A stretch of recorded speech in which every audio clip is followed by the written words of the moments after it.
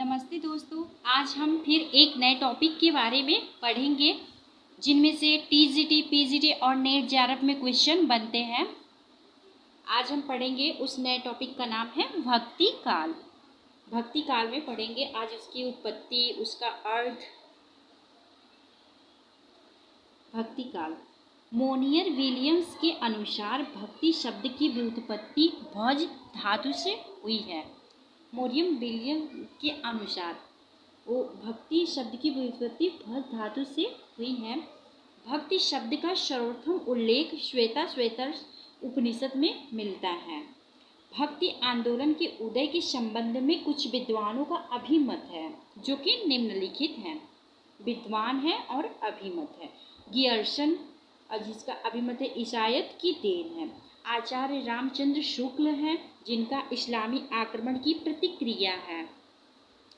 हजारी प्रसाद द्विवेदी जी हैं, जिनका है भारतीय चिंतन धारा का स्वाभाविक विकास है। गजानन माधव मुक्ति बोध का है, जो कि ऐतिहासिक सामाजिक शक्तियों के रूप में जनता के दुखों व कष्टों से हुआ है। जिनमें और भी हैं, जैसे रामविलास शर्मा हैं, इनका है भक्ति आंदोलन एक जातीय और जनवादी आंदोलन है।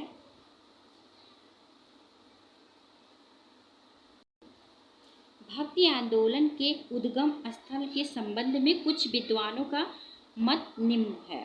जैसे भक्ति का जो श्रोता दक्षिण की ओर से धीरे धीरे उत्तर भारत की ओर पहले से ही आ रहा था, उसे राजनीतिक परिवर्तन के कारण शून्य पड़ते हुए जनता के हृदय क्षेत्र में फैलने के लिए पूरा स्थान मिला है। ये किसका है कथन? ये रामचंद्र शुक्ल जी का है।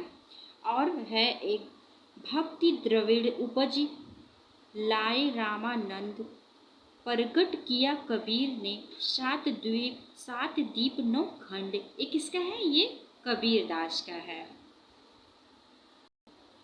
और जिनमें से है उत्पन्ना द्रविड़े सा वृद्धि करार तके गता कित्वच्वा चिन्हम महाराष्ट्र गुर्जरे जित्वर्ता गाथ, जो कि श्रीमद् भागवत गीता से है।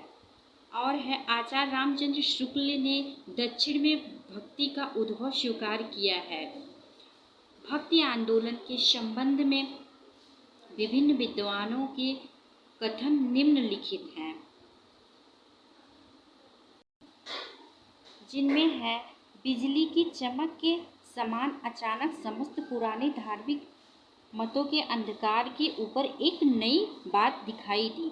कई हिंदू यह नहीं जानता है कि यह बात कहाँ से आई और कोई भी इसके प्रादुर्भाव का कारण निश्चित नहीं कर सकता। गियर्सन जी का है। और है देश में मुसलमानों का राज्य प्रतिष्ठित हो जाने पर हिंदू जनता के हृदय में गौरव और उत्साह के लिए वहाँ अवकाश न रह गया। उसके सामने ही उसके देव मंदिर गिराए जाते थे, देव मूर्तियाँ तोड़ी जाती थी और पूज्य पुरुषों का अपमान होता था। वे कुछ भी न कर सकते थे। ऐसी दशा में अपनी वीरता के गीत न तो वे गा ही सके और न ही बिना लज्जित हुए सुन ही सकते हैं। आगे चलकर जब मुस्लिम साम्राज्य दूर तक स्थापित हो गया तथा परस्पर लड़ने वाले स्वतंत्र राज्य को ही नहीं रह गए, इतने भारी राजनीति उलटफेर के पीछे हिंदू जैन समुदाय पर बहुत ही दिनों तक उदासी सी छा रही थी। अपने पौरुष से हताश जाति के लिए भगवान की शक्ति और करुणा की ओर ध्यान ले जाने की अतिरिक्त दूसरा मार्ग ही क्या था? ये किसका है? ये रामचंद्र शुक्ल जी का है। लेकिन जोर देकर कहना चाहता हूँ कि अगर इस्लाम नहीं आया तो भी इस साहित्य का 12 आना वैसा ही हो जाता जैसा आज है। ये किसकी है? ये हजारी प्रसाद द्विवेदी जी की है। और क्या है? और इसमें और महत्वपूर्ण है, जैसे जॉर्ज गियर्सन ने भक्ति काल को ही हिंदी साहित्य का स्वर्ण युग कहा था।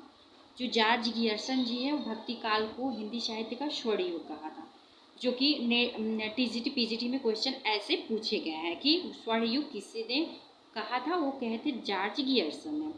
और डॉक्टर रामविलास शर्मा ने भक्ति काल को लोक जागरण काल के नाम से पुकारा था।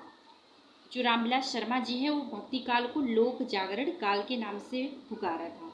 और आचार्य हजारी प्रसाद ने भक्ति आंदोलन को लोक जागरण की संज्ञा दी है।